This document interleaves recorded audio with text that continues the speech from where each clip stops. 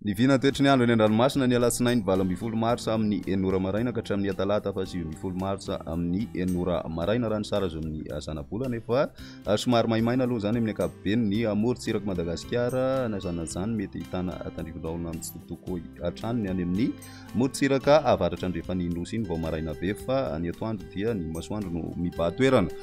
raha ny toetry ny androntsika ho an'ny morontsiraka atsinanany nosy tanjona bobaomby hatrany amin'ny tanjona angosy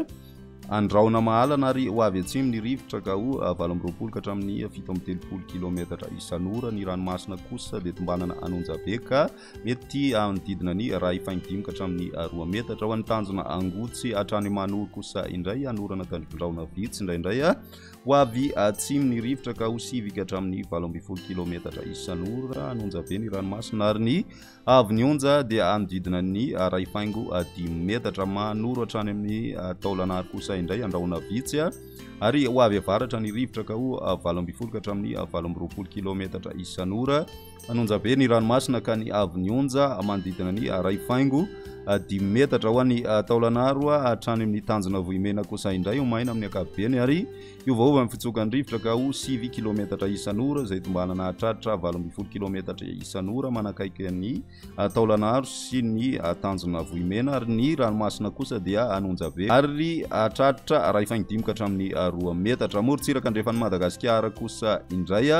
ho an'ny tanjona vohimena hatrany amin'ny tanjona ankaboa andraona vitsy na ibalika ny masoandro ary ho avy atsimo atsinanana ny rivotra izay tombanana hatratra 20 ka hatramin'ny 17 kilometatra isan'ora ny ranomasina anonjabe ary manodidina ny ray faingo 10 metatra ny avy ny onja avinavinaina amin'ny morontsiraka iny tanjona ankaboa hatrany amin'ny tanjona vilanandro anorana tandrivindraona indraindray any amin'ny tapany avaratra indrindra amin'ny maraina ary ho avy atsimo ny rivotra ka ho 7 ka hatramin'ny 12 kilometatra isan'ora mety hatratra 20 kilometatra isan'ora ny amin'ny tapany atsimo ary ny diny-panonja kosa ny ranomasina ka ny avy ny onja dia aotra faingo 10 ka hatramin'ny 1 metatra tanjona vilanandro hatrany analalava kosa indray andraona amin'ny tsitokotoko ary ho avy atsimona atsimo atsinanana ny rivotra amin'ny maraina ka ho 12 ka hatramin'ny 20 kilometatra isan'ora ho avy andrefana zany ny atoandro ka ho 12 kilometatra isan'ora ka hotonina diny-panonja ny ranomasina ny avy ny onja aotra faingo 4 ka hatramin'ny aotra faingo 9 metatra